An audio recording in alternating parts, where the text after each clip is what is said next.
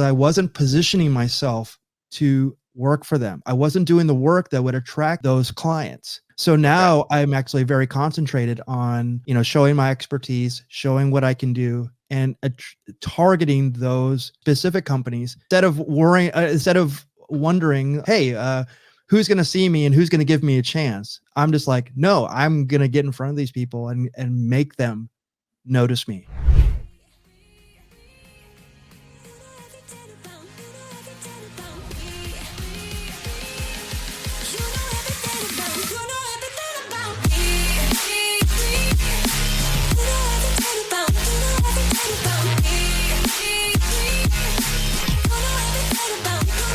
Something I really admire about you. Like, you have these so many different things that you work on and that you're passionate about, and you found ways to use design to enhance them for you, and you've added them to your portfolio and you share about them. And that's something I really admire, because I think that's kind of the pinnacle of creative career, is when you can use your design skills and your passion in design to kind of use it to fuel your other things that you're passionate about. And I know we get into creativity as a career, it can kind of turning into more doing work for other people. And you found a way to kind of work for yourself and work for things that, and obviously you have the professorship and stuff like that. So, but yeah, I just want to say kudos to you for that, for finding ways to make design, enhance other parts of your life. So I really look up to that. Well, I appreciate that very much. And definitely bring that up in the interview, because like, even though that I've done all these things, like, I'm still at a point where I'm just like, I'm looking for the next phase of it. Like, what is the next? And I'm not looking to wind down at all. So what does that look like? I have, a lot. I still have so much more to do. I don't have enough lifetimes to do everything I want to do. Like, it's that much. So I appreciate that so much. And as a young person, I'm so appreciative that you see that, but I'm just like, once you get here, it doesn't end. Yeah. That's the fun part of it. Yeah. So what are some of your ideas for the next chapter? Like, actually, how about we start from the beginning here, man? Okay. I want to, yeah, dude, okay. So I'm on my lunch break. So I got off work right now. I have all the time in the world. So I get off work at 5. So I'm on my lunch break. So I have all the time. Okay. So I use my last hour of the day as lunch break. So, yeah, man, let's learn about Michael today. Yeah, you're the star of the show today. So phenomenal. Yes, tell me about kind of your creative career, how you got started, and how it led you to where you are now. So, I mean, I know that's a super broad topic, so you can be as detailed or in depth as you want, but I just want to learn about you, man. You're the star of the show today, and tell me a little bit about yourself. Sure. Well, my name is Michael Mondragon. I run a agency. I won't even call it an agency. It's like it's defined as an agency, but Mondragon Design is me, myself, and I.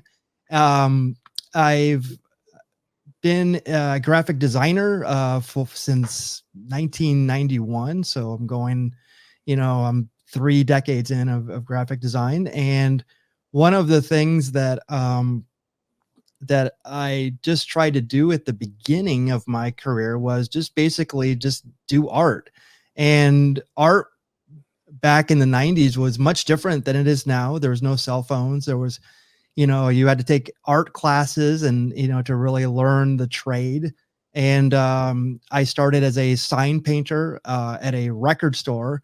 And I basically just really forged my career. I didn't ask any permissions. I was working at the record store, and I'm like, they probably have an art department. How can I get into it? I didn't have any credentials to do so. Luckily, met the right people at the right time that were, looking back on it, they were my mentors and really kind of guided me through it. And eventually I got the guts up to move to Los Angeles in 1997 to extend my career. At that time, desktop publishing was really coming into prominence. And I was learning along. Luckily, I mean, a lot of people didn't have computers back then of their own, so I just used the company's computers.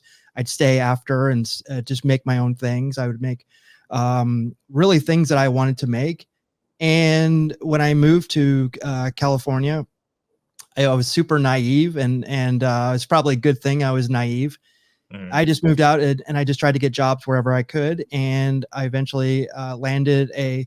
Well, actually, when I moved out, I had a flimsy job offer at kind of like a free newspaper, Okay. and but then I got other jobs, met other people, and just started networking and doing different things. As I look back on my career, there's no way I could do this today. There's Yeah. not a chance.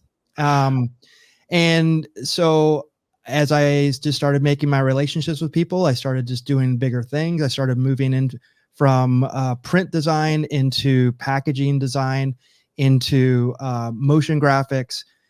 If there's anything in graphic design that can be done, I did it. I eventually started, when social media started coming into prominence and the iPhone, I got into UI UX. I worked for like a major healthcare provider. And so yeah, and now I'm finding myself teaching at a university. So yeah, it's been a long journey and not easy, and I've done everything backwards. But I'm here. I'm still standing. Yeah, man, I love that because I know as a lot of times, and I reach out to a lot of people to try and get advice just on just the arc of a creative career, kind of what success looks like. Um, and the more I meet people like you, the people that have kind of gone through it all, done the full gamut, is that you don't know what a perfect day looks like. You don't know what your ideal job looks like until you just kind of you've been through as much of it as you can. And that's what I'm trying to learn right now. So it's good to be chatting with you. Um, so what have you kind of seen? Like you said, you started. So you're in California. Yeah. Um, must be nice because I'm here in Ohio and it's 2 degrees out right now. So I've heard. I've lucky heard. you. What's the temperature out there right now? Is it like 40s, Y- You know what? 50s? It's so funny. Like you say I live in California. I haven't gone outside today, so literally have no idea. But I would assume it's in the 80s. But it's actually been colder here recently. So we get cold here too, but not Yeah, like you. I will not yeah, complain. yeah. No, man. Okay, no, moving on. Anyway, I'm gonna normally get sad right now, but so you moved to California from where'd you move from? I actually was living in Phoenix, Arizona, and another place that's another beautiful place. But it's I moved because I got out of the shower once and I couldn't get dry. That's what I go. I can't do this Yeah, anymore. It's like yeah, I've played basketball and soccer in 122-degree weather, so I've done my time in Arizona. yeah, But I moved here for the ocean breeze, and 27 years later, it's I'm still here. yeah. I love that, man. You just kind of followed your instincts and wanted to wanted to make the move, and I respect that a lot. I just got my first place, and so a little bit of background on me. My name's Andy. I graduated this spring with a degree in strength conditioning and marketing. So nothing really related to design. I had grown up doing design, just self-taught. Obviously, if you want to learn anything nowadays, it just takes a little bit of discipline. I think you can make it happen. But no, I took one design class in school, and it was the graduate class, and I audited that, so didn't get any credit for it, but I got exposed to the program a little bit, and I went to the University of Findlay up near Cleveland. So, not a prestigious institution by any means, but I already knew how to use Photoshop and Illustrator, and I'm with these kids that had done it for 4 years, and I'm like, um, yeah, I'm better than you guys. Not like just in the software, not in terms of career or anything like that. I was wanting to learn every day, and that helped my self confidence a lot, and just my trust in my ability to kind of learn how to do these skills. And I think that's similar to you. You're someone that has learned throughout your career and learned by doing, which is something that I really admire and value. Um, but more back to your story. What did the early days of design look like And I know you've done a much different things. So was there any kind of a conscious, trajectory, you just kind of following that ball of curiosity where it led you?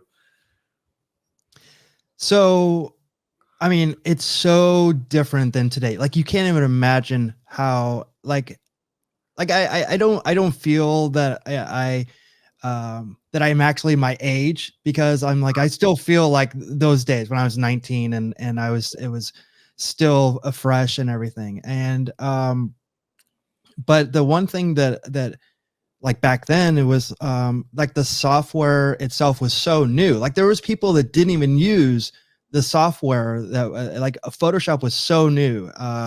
There wasn't like InDesign. There was like it was a program called Quark, and that was a layout program that, I mean, it was the standard. The fact that that InDesign even took over was like a big deal, Yeah. and the like people didn't use it. And to create art, what you had to do is, I mean, we would do advertising for like a newspaper, like, and it was just in black and white. And literally what you did was the fact that you could do it on the computer, like make all the lettering and stuff like that, print it out, and then you'd have to put it down on these boards so that it was like gridded out. And if Mhm. you wanted strokes, you actually had, it was like a fine little like almost like a tape, and it was like 1 point, and you'd have to like roll it out, and then you'd use an X-Acto knife. Okay. Okay. And then you'd create this ad. Then, oh, that wasn't the end of it. Then you had to take it to what's called a stat camera, and you had to like take a picture of it. So it Yeah. takes all there's blue lines that you would use, on it that wouldn't show up when you take a picture of it. Uh-huh. Then we'd print that out, so you'd have like a physical thing, and then we'd send that to the whatever the publication was. So there Uh-huh. was a whole process to it, and it sounds so archaic and so time consuming. Yeah, But man. the thing that it really helped me develop was, it was literally a handmade product, even Mhm. though that it was printed out. Nowadays you're going to use the computer to really compensate for all that and make it easier. And there's easier ways to do it online now with Canva and Adobe Express and stuff like that. And they've really expedited that process. But you literally had to know so many practices, like, to make it all work.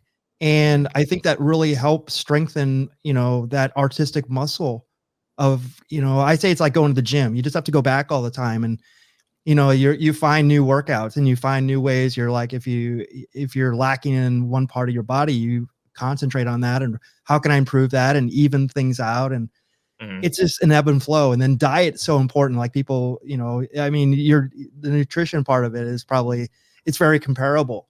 It's Yeah. like if you ignore that, then you're not going to survive. So yeah. So but that's what I did. I learned from reading books. I read magazines. I just consumed so much because I'm passionate about this, and Mhm. I wanted to get better. And then there were so many things that I wanted to make, and yeah, and it's all reflective of what I do today. Yeah. So that kind of leads me to like one of the next things I want to talk about. Like, what does a day in the life look like for you? Someone who does a lot of different stuff, all kind of inclusive in design. Um, but like I said, you have a lot of different outlets for your creativity. So kind of how do you manage all those, and what does a day in the life look like for Michael? Well, to peel the curtain back a bit, it's very easy to get off track.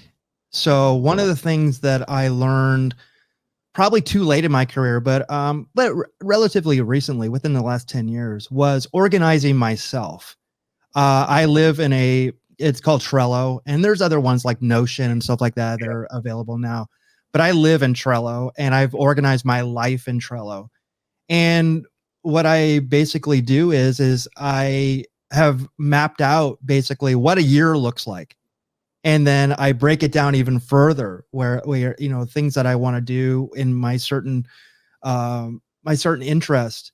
But I've had to do it recently. I mean, this year was the reason why we're even talking is because I've had a strategy that I needed to up my personal brand. It was Mhm. definitely lacking, even though I have a ton of experience. Like, people don't know who I am and what I do. So me putting out my knowledge and my expertise has been a very concentrated effort this year, Mhm. and using social media. We can get into all the social media stuff that it's all I would say relatively new to me, but I've been using it for clients and everything. I've never used it for myself, and that's what artists do. We sometimes don't do stuff for ourselves. We want to do it for Right. everybody else. But Yeah. I'm concentrated on strengthening my own brand, and to Mhm. do that, I had to organize myself because no one else is going to organize you. Your clients, Bingo. your employers, nobody, your family, nobody. You have to do that for yourself. And I'm learning to benefit from that. I'm able to do things, and I have to say no sometimes to things that I really want to do or I can't do, and not forsake the other things I'm trying to do. Mhm. So yeah, that's been a really concentrated effort within the last couple years, and it sometimes it works, sometimes it doesn't. But planning actually helps me give me the ability to look back and say, wow, that didn't work, or this worked a little bit better, or I'm having a similar issue right now. I was really uh, I've done a lot of work on doing short form content on YouTube and Instagram, Mhm. and a lot of the things that I've been doing in the last 6 months, I actually on YouTube, it just all changed. I Mhm. literally went from like 2,500 views on this one project I was working on to like literally like five. And I don't, and I have a suspicion why that is, but it it it gives me metrics where I can actually look back and say, oh wow, this really worked well, or wow, this really fell off. And I'm keen about that. I'm not naive about it anymore. Yeah. Well, awesome. So, knowing you have all these different, I'm guessing on YouTube you work with a couple of different channels. That's my impression. Yeah, you have the carvers and creators, which is super cool. I actually saw that Good Mythical Morning episode like a long time ago, so I saw that in your portfolio, and that kind of like rung a bell. So that's really cool. But and you also have the baseball brew crew. Mhm. What else is there going on? I know there's Uh, a ton of yeah, stuff. I actually left the Carvers show this year, and Okay. but I'm putting my efforts into well, the baseball brew crew is something that started like in 2016. It's my Mhm. side passion. It's my friends and I are super passionate about craft beer and baseball. We brought it together in 2016, so we go around to all the baseball stadiums and talk about the craft beer. During COVID, we were all locked down, so we just started a podcast, weekly podcast, and we did it for 160 weeks straight. And it Wow. was, yeah, it was really well, between the Carvers and the baseball. It was like it definitely helped me get my voice and get comfortable going on camera, even talking like this. I don't think that before that I would have been as comfortable and I wouldn't have talked as well. But it definitely helped me get my voice. Yeah. And Dude, one thing, I'm gonna cut you off real quick. I don't sure, do that sure, very sure. often, but, talking on camera like this is a big reason why I started, like, doing this too. So I totally understand getting nervous and, like, trying to, like, articulate your words.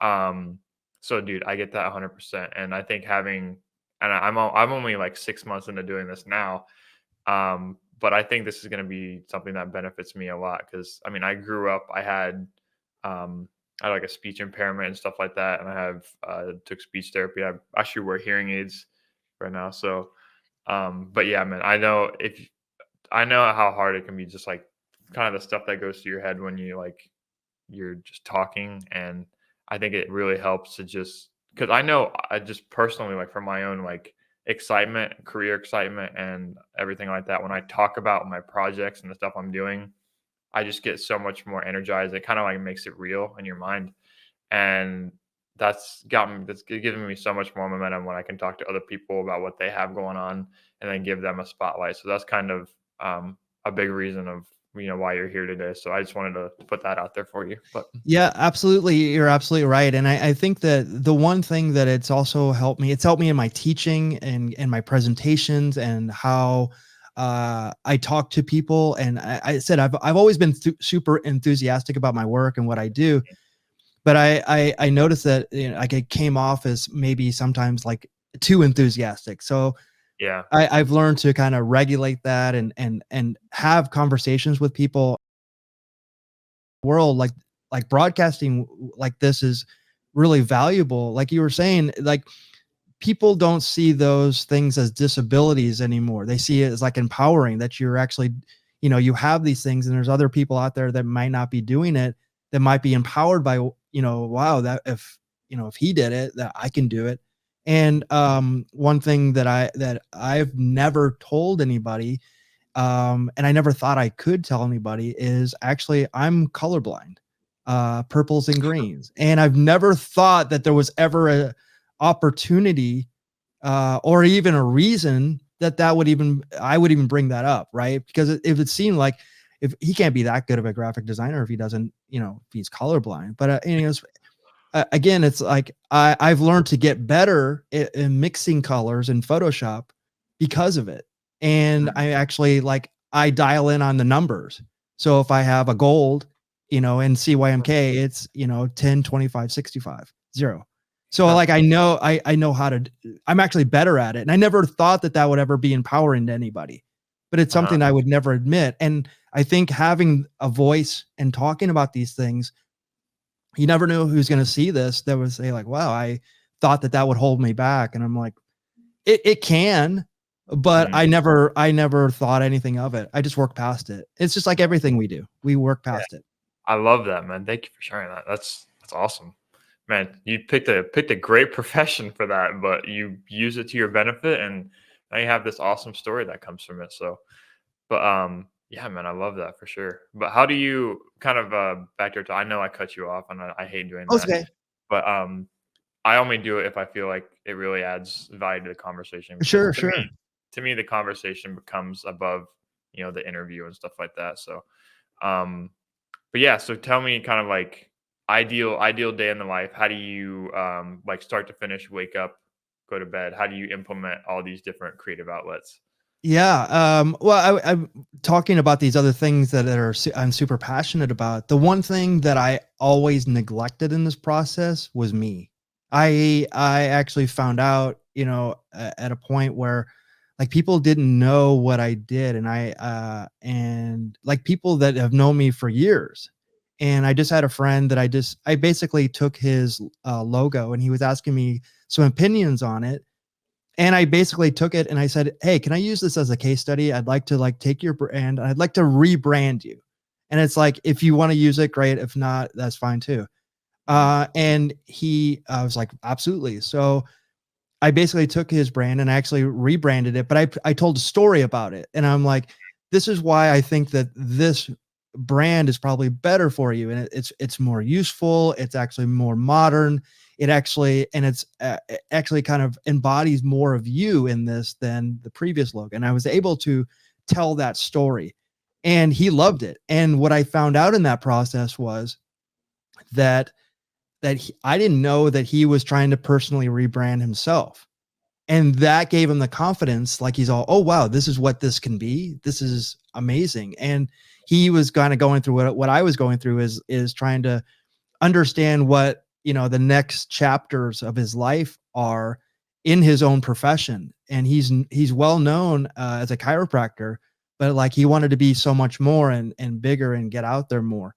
And so I found that I had more to offer than I ever wanted to. I always thought that it was talking about yourself. That's not it. I'm always talking about, how can I help you? How can I help these other people? But I'm Mhm. finding that strengthening myself, I can help so many more people, and teaching what I know, I can inspire and help the next generation of designers. And I'm super thankful that you even reached out, and it's a perfect case of that because I only started doing stuff on LinkedIn literally on the 1st of this month.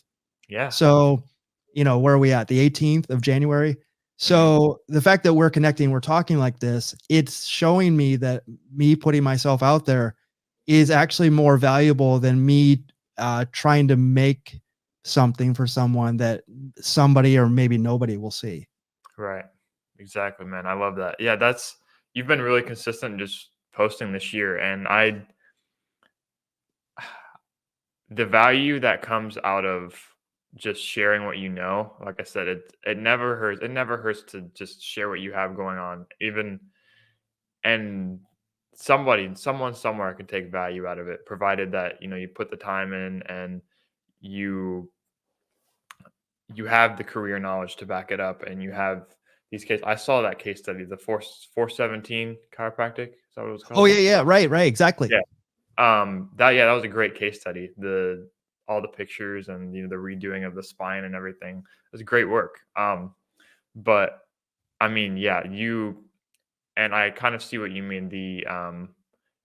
Knowing what the next chapter looks like can sometimes be kind of scary, but I think it kind of takes a life of its own, like and that was kind of the theme we talked about that led you to where you are now. And it looks like you have I mean, we haven't gone into depth on it. It looks like you have, some big goals, looking ahead. And I'm excited to see where it takes you, because just, getting started, I know it's brought us in contact, so I'm really grateful for that. But um yeah, what are some of the goals you have for this year? If, I mean, if you don't mind sharing, and Sure. how do they kind of relate to your core purpose and getting your story out there?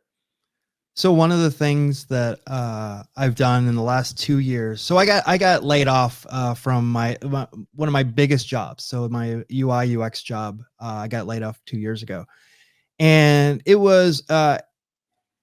it hurt only because not so much that I got laid off, and it was I mean, for 8 years it was a roller coaster ride anyway. So Mhm. it was just like, it was one of those things, just kind of, that's what happens in a corporate job. And I was lucky to hang on for 8 years. Couldn't believe that I got that long. But what Yeah. I found out was, when I tried to get back into the field and try to do these other things, I found out that I wasn't positioned properly to do the type of work that people were now looking for. Yeah. I was too busy hanging on to whatever that job was. Yeah. And it really introduced me to myself, as far as like, well, why did I get into this? What do I want to do? UI UX was something I could do, but it wasn't my passion. So what is my passion?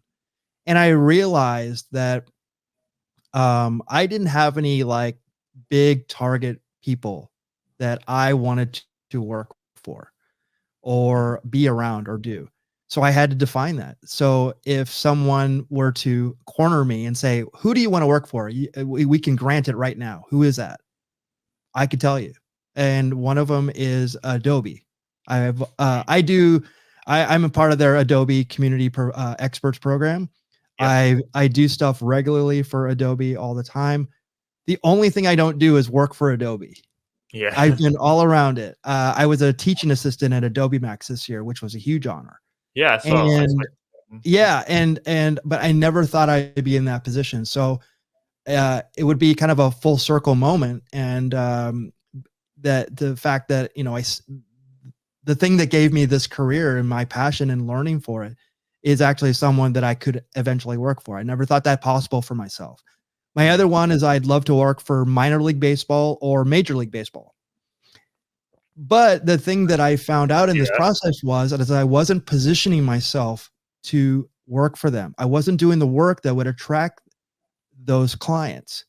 So Right. now I'm actually very concentrated on, showing my expertise, showing what I can do, and targeting those uh, specific companies. And instead of wondering, hey, who's going to see me and who's going to give me a chance, I'm just like, no, I'm going to get in front of these people and make them notice me. Yeah, dude, I love that. Okay, a couple things I want to unpack there. So, I going back to your full time job, um, and I this is something I very much relate to right now, because I'm in my first graphic design job out of school. I work for a company called Rudis, and we do proof wrestling apparel for the biggest supplier of wrestling apparel in the country. So it's very we spend most of our day in Illustrator, sometimes in Photoshop, building out team stores, designing garments, making mock-ups and stuff like that. And it's a good place to learn. But what I am seeing, I'm trying to be very self-aware and impartial, and what I kind of the parallels that you drew to your um, UI UX job with Kaiser Permanente was come into that job and you get so focused on the day to day of that, and you don't, and you have, your side hustles on the side. Like me, I come home every night and try to get, I try to get 4 hours every night of sleep and of of work Mhm. on the business. But you get so removed. You're in that day to day of the job, that becomes, you lose this other side of how you lose your own dreams and what you're so focused on, how what you're doing at your job progresses to the next phase of that job, whether it be a promotion, that you're in this own entirely other world, that, this not it's not reality. Your career and the stuff that you have, your long-term goals, like the dreams that you had when you were when you were a kid, like stuff like that. Working with the MLB Adobe Max, it's harder to string together the actions in just when you're just doing something in the evenings that can lead to that kind of result. And that's what I see myself right now. So I really appreciate that reminder, is to just kind of be, I call it like forward thinking and backwards planning, to, iterate on your actions to try and get to that main result. And I mean, you're already getting there, man. Like, you're proving your expertise with these articles that I see every day. And you got to Adobe Max.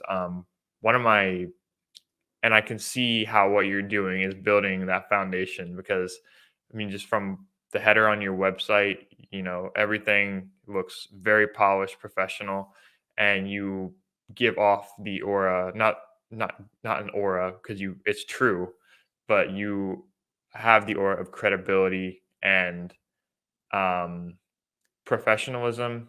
And another word I would use would be credibility, just across the board. So I think that's a big part of how what you're doing right now is building that. And I can very easily see how this would lead you to some of those dream jobs. Like, I can see it.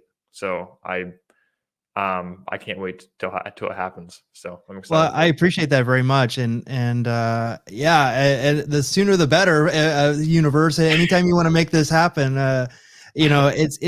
it's tough, and I'm still trying to visualize, especially with social media.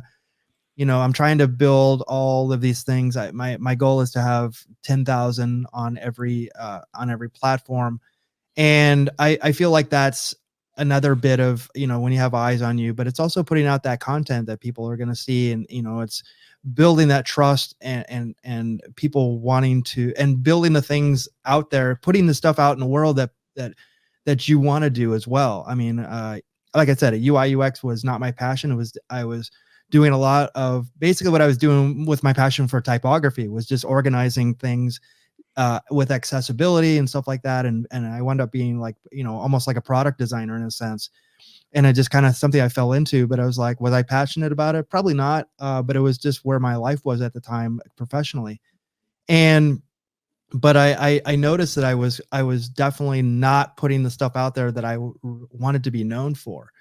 And so, getting back to that, and I was just actually in your area. I was in the Cleveland area. I went to Erie. I went to Buffalo. I went to Syracuse.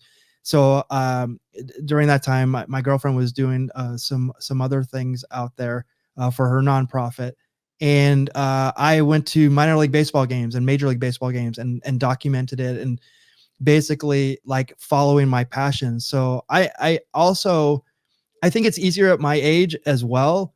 Like, I don't care about anything else but what's going to make me happy.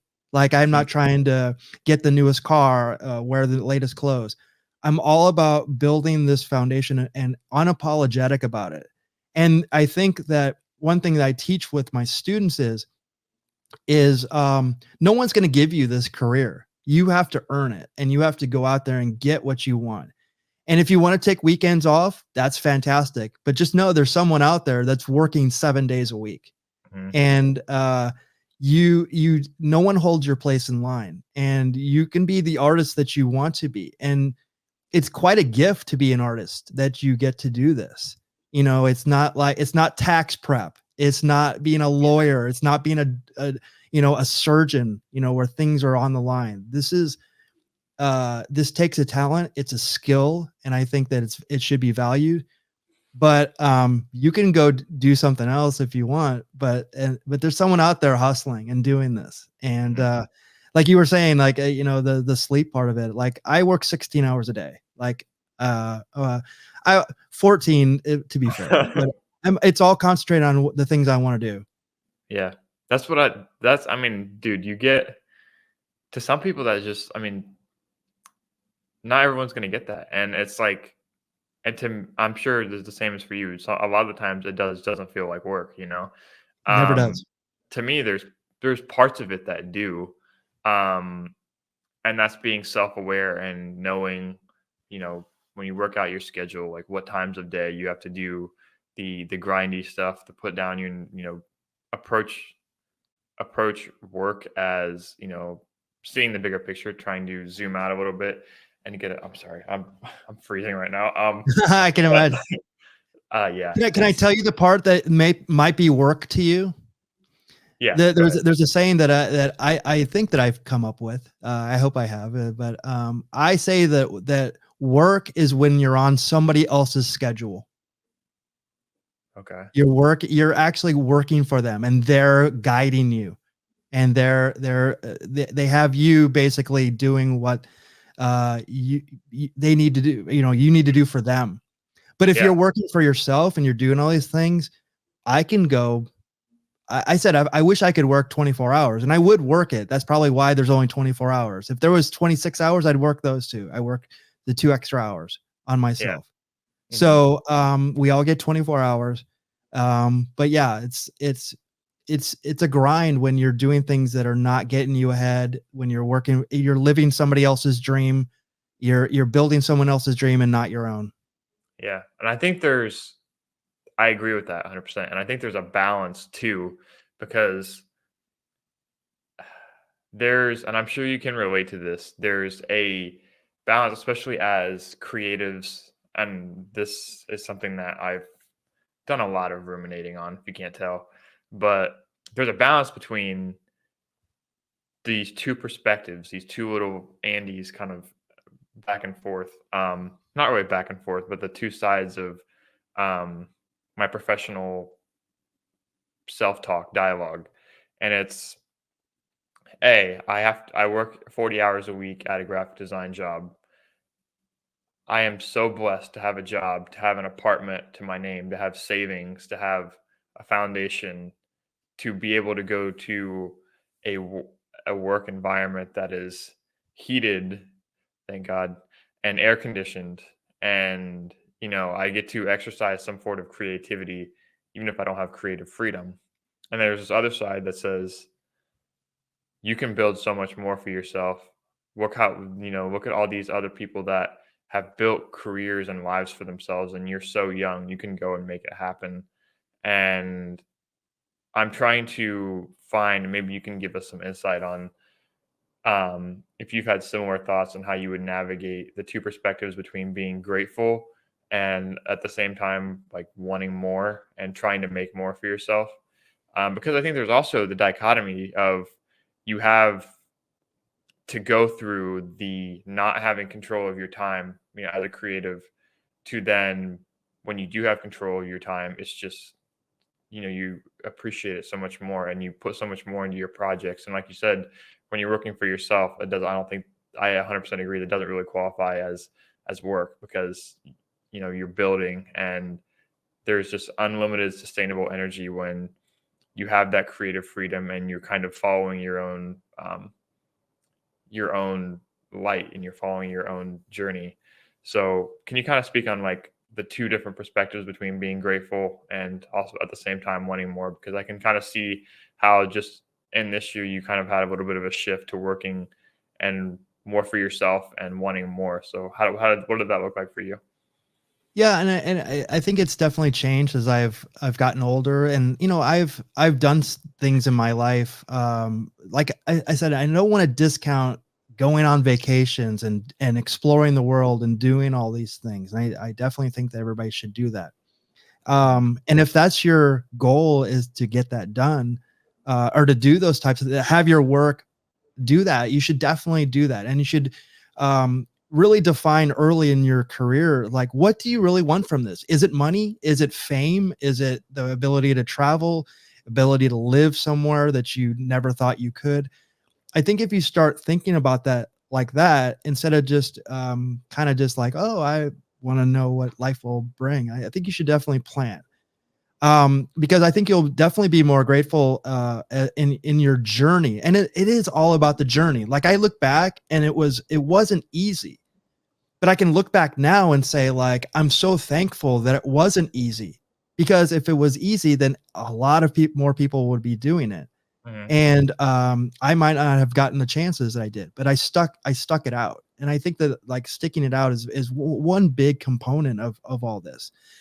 And I will tell you something, working for someone is much different than owning your own business and owning what you do.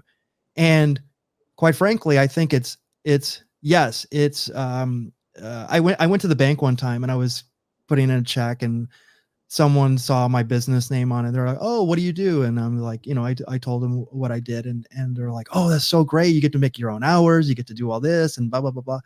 And I'm like, quite frankly, I just picked the hour. I work the same hours. In fact, I work even more and harder, Mhm. and I work on weekends because I know that everything is dependent on me doing this for myself. Mhm. So there's a lot more pressure on it than working for someone else. You can actually leave and have your own life, right? Yeah. But but you need to have both experiences. And I think that, usually when you're employed with someone, you get to the point where like, I'm not growing, I'm not doing things that I want to do, and I have to like do this for myself. So it's either creating it on the side. That's one thing that I did. And now it could be potentially like the thing that I do for myself exclusively. And it's to the point of this is it evolves in what you're doing. And now I'm getting into the education space where I'm now thinking that creating an education space for myself is makes the most sense. And I Mhm. never in a million years thought that that would be the case. Yeah. So you have to be very open to everything. And the more that you um like I'm getting a lot of fulfillment from seeing people learn from me, and it's something that I never really got from making stuff for people. Like Mhm. I could make I said I have all this experience and I've done all these things in my career. No one seems to really care, but when I teach them like this tool in Illustrator, and people are like their minds are blown and they want more. And Mhm. I'm teaching them about the business of design, something that as artists we never get. We know how to make stuff, but we know how to make a business for ourselves. So when I'm teaching them all the things and all the mistakes and all the different things that are available for creators now, it's this to see people come back and like, I'm so glad I got that. I didn't really understand it at the time, but the fact that Mhm. you talked about it and that I can talk to you now more about it, it makes much more sense. And what do you think about this? That gives me so much more pleasure now than making something for something that's, again, somebody may or may not see. Yeah, dude, I relate to that 1,000%. And I'm going to tell you another little anecdote to how I can relate to that is that I feel the same way too. I love designing. I love using software. I love brand identity. I love doing that. I've done that 100 times now. Just the process of learning, and this kind of feeds into becoming more self-aware and why you do what you do, and using that to kind of fuel future decisions and kind of steer your direction a little bit. But I I just knew, like, I'm a creative person. I love doing this. But you're right. Like, you do this thing, and I don't know if you've ever heard of Pat Flynn. He has this podcast. It's called SPI.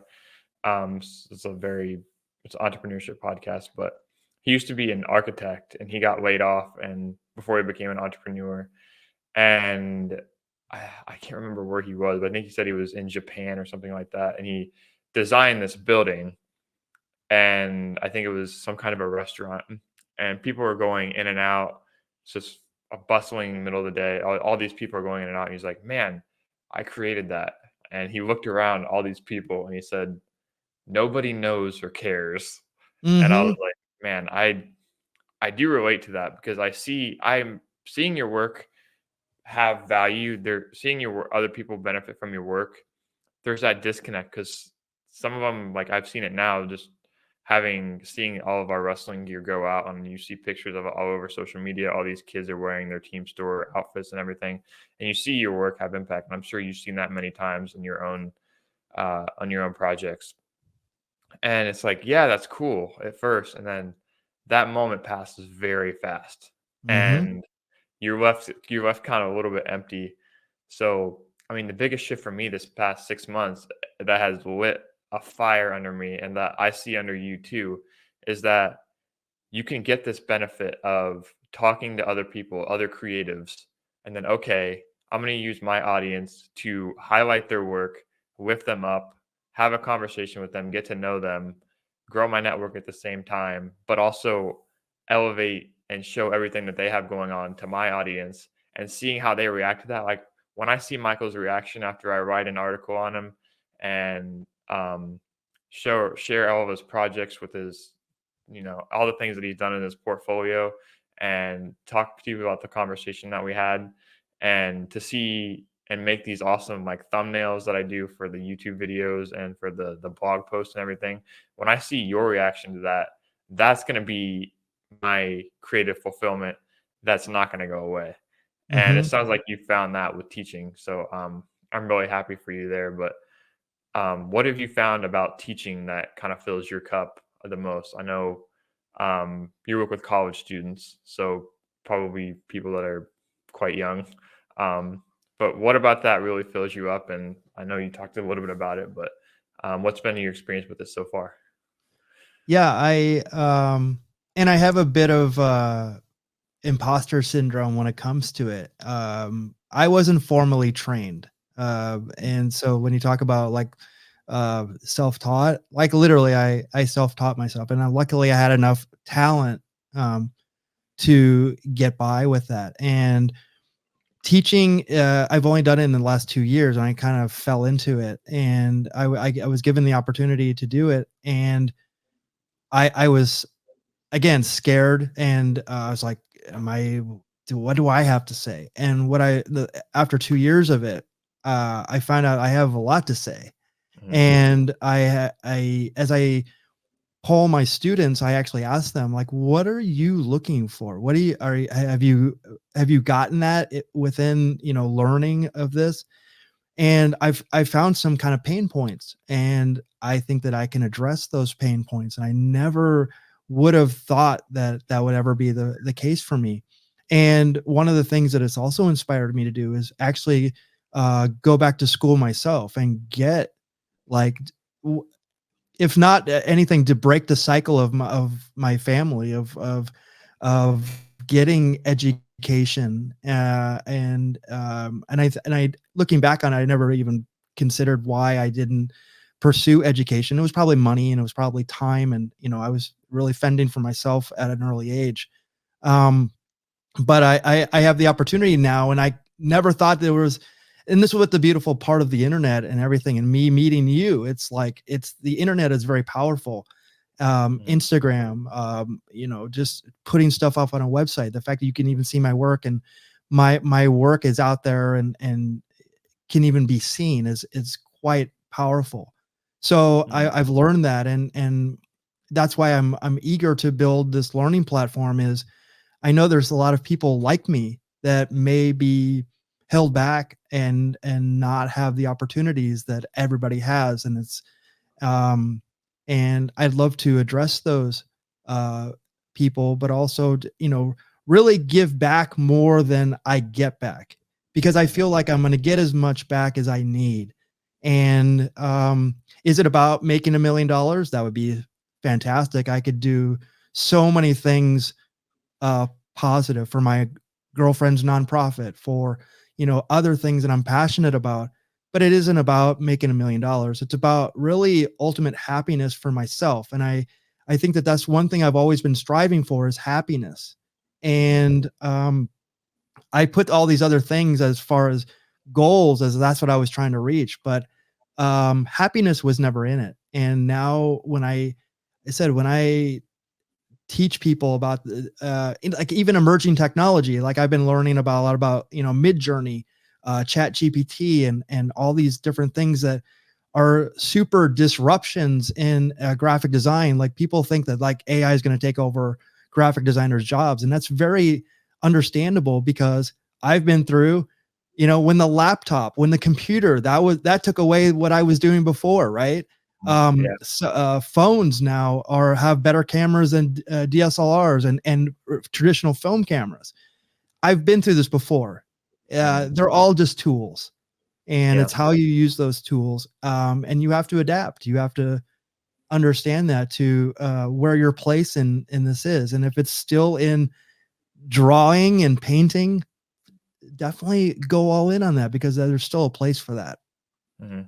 I want to double click on that real quick because um, that's one of the things I wanted to talk to you about. Is you struck me as someone that has evolved very well with the times. Like I mean, you even said you were here from the beginning, and you've done all these different modalities and mediums. So I think you're a very qualified person to answer the question of what is a good way to stay on the pulse of what's trending, and how do you keep yourself educated? Are there specific people or places that you follow or expose yourself to make sure that you're equipped? Because I see you as very knowledgeable and someone who's very takes what they do seriously, and I really value that. So how do you kind of keep your finger on the pulse of the industry and what's going on?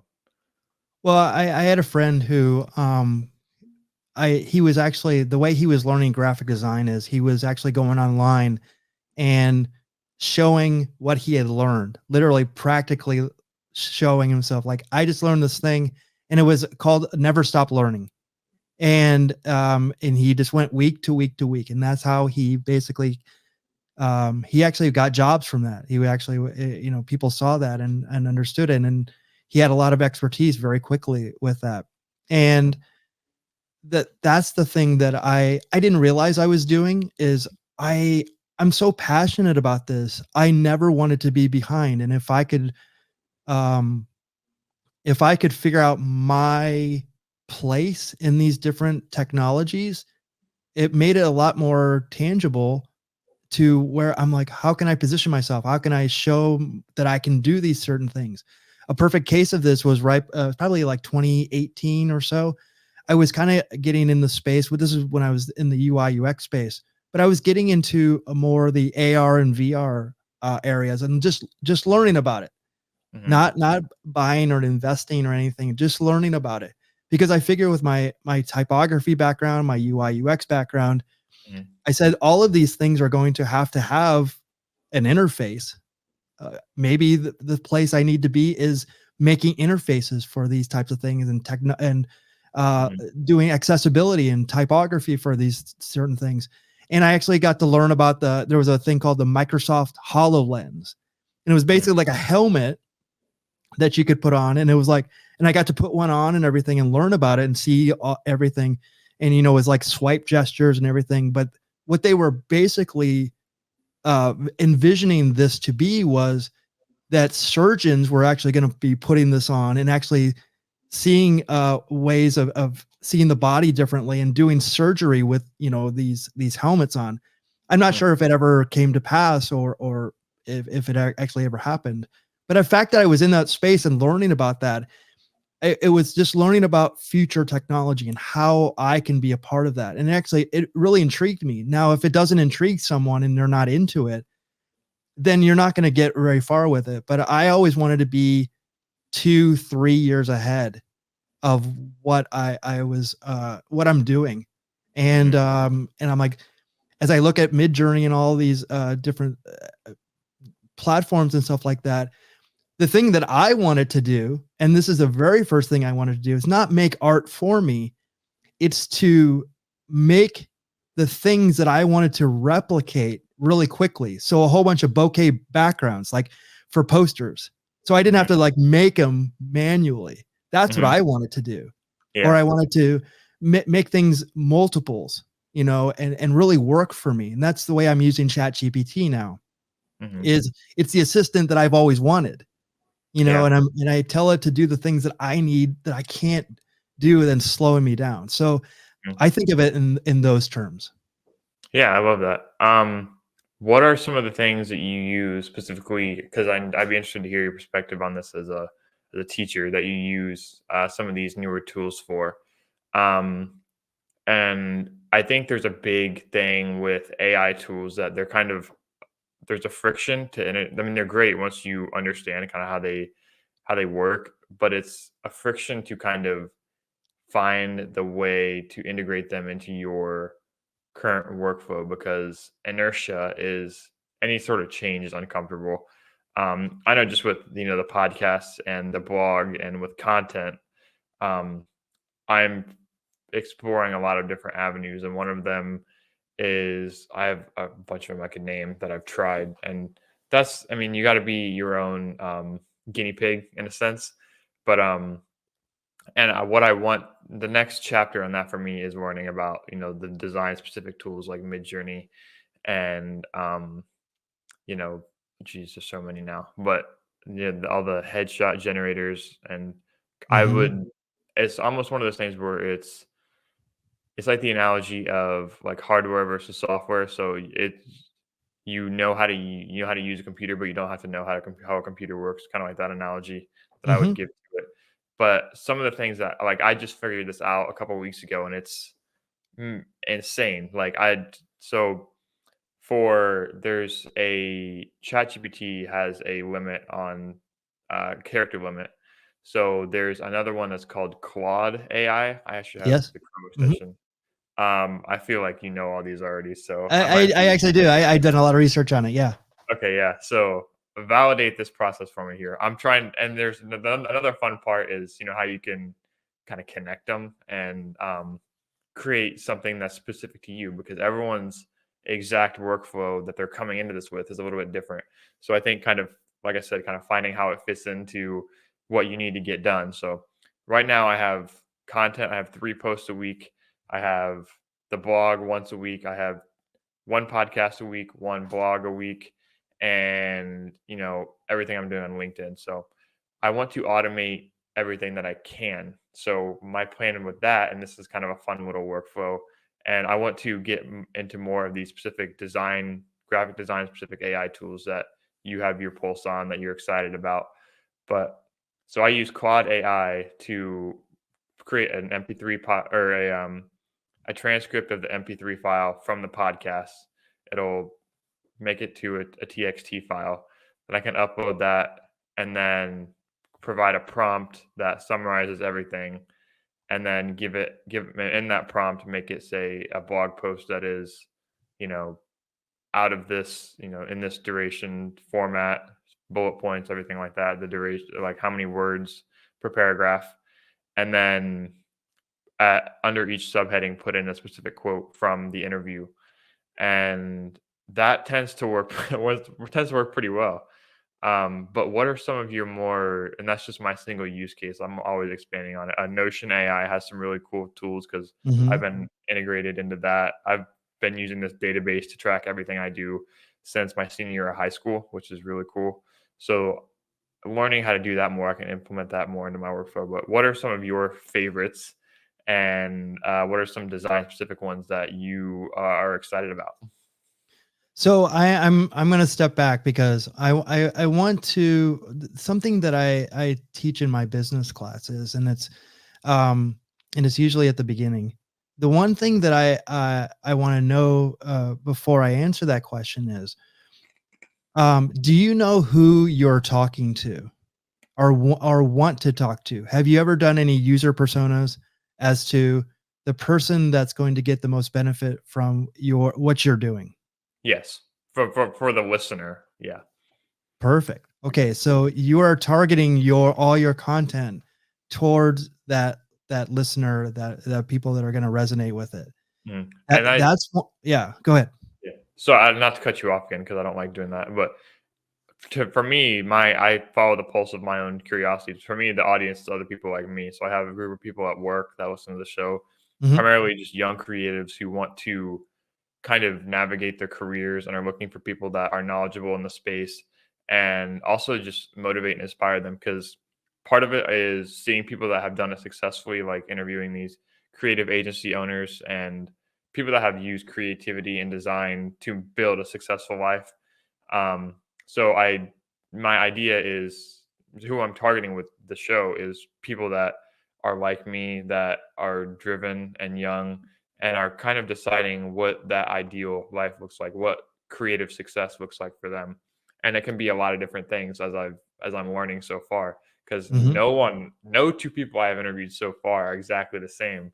Um, so that's kind of my litmus test for interviewing good people is for interviewing good people and providing useful information is the stuff that I would want to know as someone who wants to be successful in creativity. So that's my kind of proxy. Yeah, and then that's super important, and I'm glad that we're putting that out there because, like, if you don't have that and you're just doing this kind of haphazardly, like, it can get off track very quickly. So you're creating your own, um, uh, you really your own So, show that will appeal to a certain segment. So, and you're basically creating the show that you want. That's mhm, the show that you wanna see, like, I wish this type of show existed, so this is why I'm doing this, and it makes total sense, and that's exactly why I've started the ones that I have as well. mhm, So, I literally use ChatGPT every single day and to automate my tasks, but also kind of help me um, formulate and structure a lot of the things that I'm trying to do.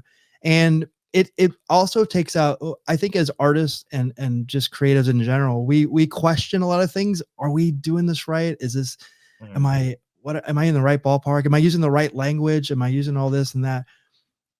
At least it gives me a little bit of a basis of like, okay, now that I see it in front of me, I do need to tweak this. I do need to tweak that. And I feel a mhm, little bit more comfortable about what I'm doing. It gives me a good basis for it. mhm, I use Grammarly all the time. So mhm, whenever I take anything from that ChatGPT gives me, I throw it right in Grammarly and it mm. helps me Okay. formulate and I write everything in Grammarly because it helps me write better and it helps me articulate it better. And it's also, it has a plagiarism. The paid one, I think, has a plagiarism. I don't know if the free one does, but it actually tells me if, the things that I'm doing, if is it taking it from somewhere else. And it actually, I'm like, oh, wow, I can see the sources that it's taking it from. Mhm, So I use that a lot, and I organize myself, and I also use it for like whenever I need hashtags or I need or targeted hashtags or different types of things like that. Or I'm so I lean on that a lot. I've been mhm, delving into Midjourney. I was doing Dolly, and but the thing that I want to stress as a creative is it doesn't end with just making it. And also, like, Adobe has there's a Firefly, mhm, but the thing that I definitely want to stress is I use these as elements, almost like stock photography. Like mhm, and I'm like I'm creating these elements that I can use in other things and mhm, digitally and stuff like that. So that's if you see my Instagram for a long time on the Carvers and Creators show, we would spin a wheel and it would come up with a character and an emotion. And the guys would carve it out of a pumpkin or a butternut squash. Well, I never got in on it. And I was like, well, what can I do as a creative to take those prompts as well? And I started making um, album covers out of it. It's kind of turned into album covers because it was just a square. So I was mhm, like, I use them as like potential band names. So I would make album covers out of it. So I was using it and I found it. I was like, I can learn Midjourney, Dolly, and these different things and use those prompts as like different ways that I can push it a little bit and then take it in there and make them look like old album covers and stuff like that. hmm, So I wasn't just like relying on it to do all the work for me. I was actually, being more creative and trying to push it past the realm of possibilities that people would do. And it allowed me to do the typography I wanted, the different type of inside little jokes or pop culture references in there. mhm, So it actually, I was really, it was bringing more of me into the project, but it was just a tool. And mhm, the more I kind of leaned on it and I found out, the different versions of it that, I mean, from one version to the next, I even did it in my class. I just taught them, the basics of it. And then we went back in afterwards. I did a review and I'm like, look what it can do now. Those same prompts, look what it gets you. Mhm. So it actually is moving so quickly. So I wasn't just learning it or getting in there. I was actually using it. And if I decide to do something with it, great. If I don't, at least I know about it. And I think it's like, as creatives, we don't need to know everything, but it's nice to know a little bit. I don't know a lot about 3D, but I've gotten it. Understand how to get around. Do I Mhm. know how to do ambient occlusion? No, I probably couldn't do it, or other types of things like that. Yeah, I think that's a great point because kind of like we said in the beginning is that you want to have a niche, you want to have something that you're known for. And my friend Redeem Malinik, he's wrote these books. We had him on and a couple weeks ago, but he says to get really good at one thing and then kind of good at everything else, and that way you have if that creativity strikes you while you're trying these other things, then you can either look to make a combination of it or you can kind of tail more that direction. And it's just following, it's like a cat following this yarn ball of creativity. It just, you go wherever it takes you. And so I love that kind of as a proxy to figuring out, where you go and using the tools that kind of aid that process naturally. So Yep. last thing I want to ask you about, because I know it's been like an hour, and like just super value your time today, man. Like that's the thing that I say to everyone that comes on now is after working a full-time job, like minutes matter and hours matter even more. So like any time you can give me, I'm genuinely very grateful for. Oh, So my pleasure. My pleasure. but yeah, I wanted to ask you kind of about your students, your teaching. What are some of the, given that the audience of the show, like what are some of the habits, even if you can put yourself as a hypothetical in this scenario, of people that go on to be successful in the creative industry? Like, is it, I know it boils down a lot to making connections and not being afraid to get your work out there, but what are some of the habits and routines and just quirks that you see in your most successful students, or something that you wish you embodied when you were younger? The number one trait that I notice from the people that I know will be successful is they ask questions of me. They don't when they only have a limited time with me, and they know that they have questions, and they actually ask me those questions, and then they follow up on the questions. Um, those are the people that I know that are going to be successful, because one of the things that has kept me, and we haven't said it once, I don't think, in this, but we should have said it, is I've always remained curious about everything. So if these new tools come up, your curiosity says like, well, what's this about? It's not me going, uh-oh, I'm gonna have to throw my career in the garbage Mm. because it's gonna be easier for everybody. And I'm like, no, I'm curious about it. I'm curious about how I fit in with that, how I can elevate myself. And that's always throughout my career. I've always just been curious, like, oh, I love baseball logos and trading cards, or and Mad Magazine, or like the reason why I do what I do. And I'm like, well, interesting. Like, why is the cover page different than the inside pages? It's a different type of paper. What is it? What does it take? And how would I make my own magazine? So it's Mhm, always that curiosity that always just kind of forged. I'm like, how do I make something look vintage like that? How do I make something look modern? If mhm, I'm doing something for a luxury line and I'm trying to appeal to women, what's the difference between that and doing it for a man? What are the colors? What are some, I need to do more research, and it's the curiosity part of it. And I think that that's what mhm, kind of led me to fall into UI UX. It was the curiosity of like, why does a user do something? How can I visually make them do something? And there's a lot of like UX research that's like, understanding the habits of it. And our phones are a big part of that. So the people that were most curious were the people that I knew that they were gonna do well in this. Because if you don't ask questions, you're not gonna get much information because no one's gonna give it to you. mm. Yeah, I love that. And I think another thing, if I can add on that, is being is the ability to be curious from a point of solving problems. Like the reason that you want to know these things, the reason that your curiosity is driving you is because you want to get these, you want to solve problems, you want to get to um, a better state than where you are now, and using the creativity, using those methods that you learn about to aid in whether it's a project or solving a problem for a client. You want to approach your work with the ideas of reaching a resolution and solving something, and that satisfaction that comes from that, I think, is a big key piece that leads to a good career as well. Because there's so much stuff that's going to come up inevitably. Like I've seen this already, and I've only been in business for a year, not even a year, like 4 months at the end of 2023. But there's so much stuff that comes up that you have to be curious, because you're going to have to learn to do stuff that you didn't originally think you were going to have to do. Whether it's, I was building out a Shopify store, you have to get in touch with suppliers, and then all these different, you go down these rabbit holes. So being curious is just, I think, is a great cure to having to deal with these things. Because if you downloaded all this knowledge, then it's all lessons learned, and you can get to solving those problems. So Yeah, we think we're one thing. We're all we try to do is solve problems visually. You're absolutely right.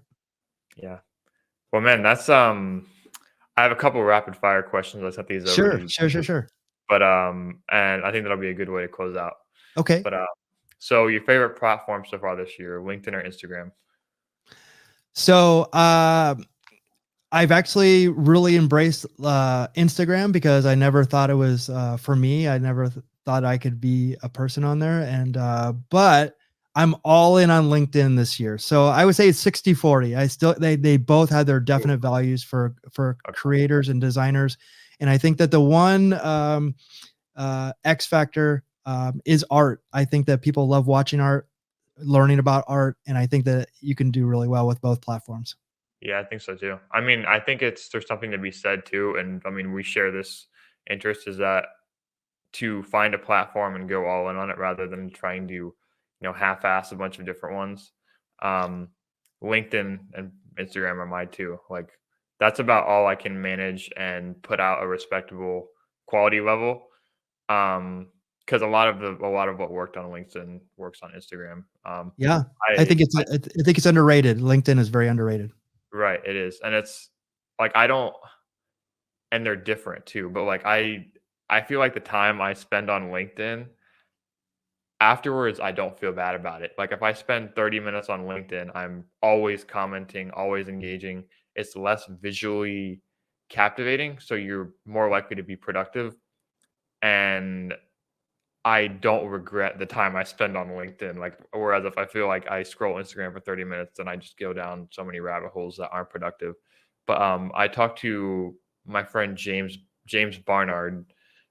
He has a really big following on Instagram because he does a lot of like Illustrator tips and stuff like that. He's got a very um, polished sort of brand that he has done very well on Instagram algorithm, and he knows the platform, and he's gone all in on it. He's present on the other platforms. He's present on YouTube. He's present on Instagram, but he's very bullish on Instagram and TikTok a little bit. But I mean, those are to me, those are the same thing, but not they're not the same thing. But he knows what he's good at.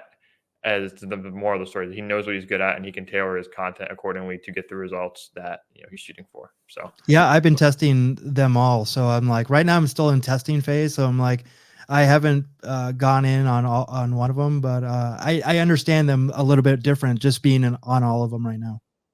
I think you do very, very well on LinkedIn, because you have that credibility. And in an environment like LinkedIn, I think that's where people who are serious about wanting to improve and learn, those are the people there that would resonate with what you do. I know just from the articles, and I mean, I hope one of these days you get into courses, because I think that's something you could add a lot of value in. Courses or community, maybe something that I'm just thinking like, have you ever heard of Circle? Oh yeah, yeah. Yeah. I'm in another group that they use Circle quite a bit. Yeah, I'm in a community too. I can see you owning something like that, just kind of with your knowledge and experience, and if you have courses that integrates very well with Circle. So, Well, there's stuff coming sooner than later on that. oh man, oh, okay. But yeah, we'll have to keep our fingers on the pulse of that because that's exciting to hear. Sure. But what's your favorite font? My favorite font is if I had to a go-to one, I use one called Champion Gothic. It's if you look on is it here typography.com, if you could look up Champion Gothic. But my fast food favorite is probably anything from House Industries. Okay. They're fantastic. They're one of my inspirations. And really they have amazing stuff. So definitely look into both of those. Okay. Yeah, I see Champion Gothic. That looks It's very very rigid and it's very yeah. it's thin and I use it quite a bit actually. Yeah, it's versatile. I like that. Yes. Um yeah, it's a good choice as any. I was expecting something a little bit more out there, but I See, mean, that's the whole thing. That's why I yeah, went with yeah. any if you look at House Gothic, there's a lot of character, but Yeah. I go for practical first now. Something Yeah, that's going to that's put my message out there. That's not going to deter from my message. that's true. Yeah, you gave the smart answer and not the entertaining answer, so I can definitely tip my cap to that. But yeah, what is your spirit animal? One that best represents your personality. And I was kind of wanting to frame this question away, like if there was an animal logo that's famous, like which one would represent you? Like, but I guess that's kind of hard to think of. So, like, what would be your spirit animal? Yeah, that's a really good one because like I think that I think I would have come up with something like my first thing was like a turtle, and I was like, I'm slow but I'm durable and I'm sure, and it's like I live forever and that type of thing. And I'm like, well, people will see me as slow or like a sloth or something. I don't need that. Yeah. And I think that we're trying to think about that. But if upon further inspection here, I would say an armadillo. Okay. I think that it's I'm a little bit elusive right now, and people know of me, but probably have never seen me. Mhm. And I definitely I've weathered a lot of things, and then the armor is definitely representative of Yeah, that. you kind of took the good aspects from the turtle and made it not like old and boring. So it's like There's a it. cooler turtle. Yeah, I love That's that. it. That It's a it's good one. exactly it. It's a really good one. I like that. Clever. Clever. Um, so if you had to work with a dream client, but that client is a cartoon or a movie character, can't be a real person, who would they be and what would you be making for them? Phenomenal. Okay, so I actually I've this is never asked these questions before. I came up with these for you, so enjoy. awesome, awesome. I'm glad you did because I have creative answers for them. Oh, let's go. Let's So there was a movie. It was a Steve Martin movie. I believe it was 1979 or in that area, and it was called The Jerk. And at the time, Steve Martin was working at a gas station, and it's a very famous scene where he's working at a gas station, and someone is literally trying to kill him with a rifle. Okay, uh-huh. but he's so naive about it, and he's walking around. Well, this guy drives in and to get gas, and he's Steve Martin is like, yes sir, I'm gonna get your gas and everything. And this guy's glasses keep on falling down, and he goes, I can fix that for you. And then he goes in and fixes it for him, and it has a thing called the OptiGrab. And Uh-huh. he goes, hey, I do this kind of stuff, and I can if I sell this idea, I'll give you 50% of it. And Steve Martin's like, okay, whatever. And it turns out that this guy does it and makes $1 million and whatever. So that's my dream client. I want somebody to walk into my life and see so much value in me that they find that I can make $1 million in this thing that I've been doing and I didn't even know that I could do it. That's my dream Love client that. right Yeah. there. Yeah, I like that. I'm looking at the picture of it right now. It's got like the little thing that pokes out Yes, the nose. the Yeah. OptiGrab, and there's actually a kind of a tragic thing that happens later in the movie about that he winds up losing his whole fortune because of it. I don't want that part, but I'm solving problems for people, and they're so happy that I can do that, and that's what I'm looking for.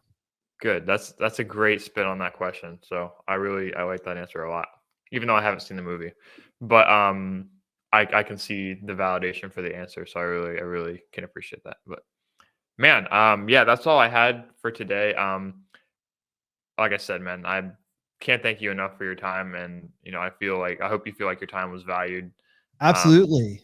yeah, I really look up to you, man, and like I said, I'm just on this journey of learning and making friends and partners, and um, I'm excited to see this reaction and stuff come out. So one of the things that I've just learned from this talk is how are the actions that I'm taking now orienting me towards my dream job, my Adobe, my MLB, um, minor league, anything like that. Like, what does that look like? Not just what is that for me, but what is that? What are the actions that I'm taking, and how am I getting there?